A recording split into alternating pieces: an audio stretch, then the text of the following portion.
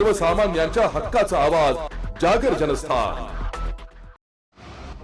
महाराष्ट्र दिनाचे औचित्य साधून आज 1 मे रोजी धुळे शहरातील 5 कंदील आग्रा रोड येथील लाल बहादूर शास्त्री मार्केटचा भव्य भूमिपूजन सोहळा मोठ्या उत्साहात पार पडला।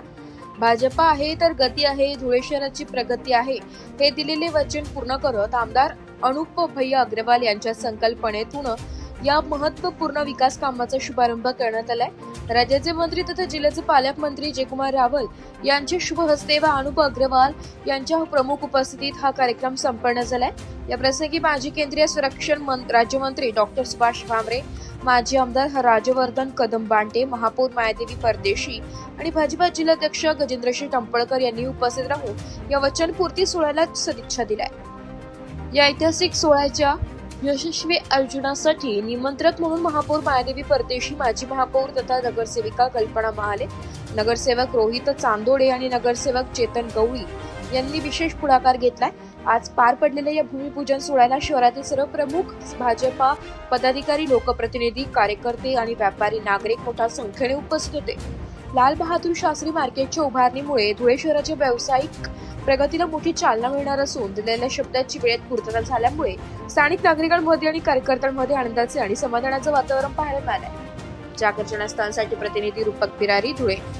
म्हणून मी मुख्यमंत्री महोदयांना देखील सांगितलं की आमच्यावर जबाबदारी वाढली आहे।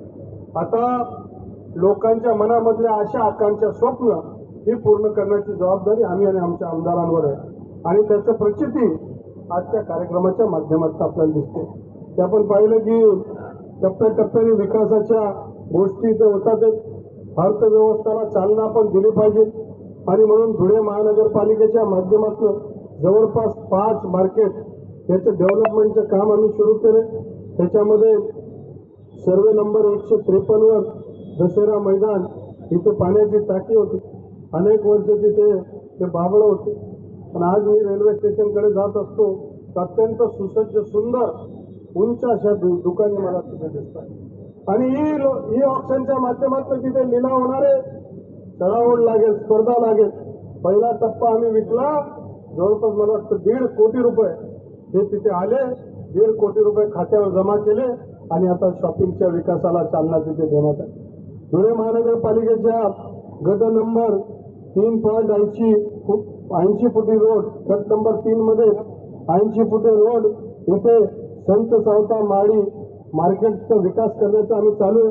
जवळपास 100 दुकाने तिथे येणार आहेत आणि तिथल्या भागाचा विकास होणार। नवरंग जलकुंभ होता, तिथे डीपीडीसीच्या माध्यमातून जय हिंद मार्केट हे आधुनिक सिटी सेंटर मॉल आम्ही तिथे बनवणार आहे। तिथे थिएटर असेल, रेस्टॉरंट असतील आणि मागे भाजीपालाचं मार्केट देखील तिथे असेल। ते सुद्धा काम हे वेगाने चाललंय। नवरंग जलकुंभच्या ठिकाणी भाजी मार्केटचं काम चालू आहे, जय हिंद मार्केटचं काम चालू आहे।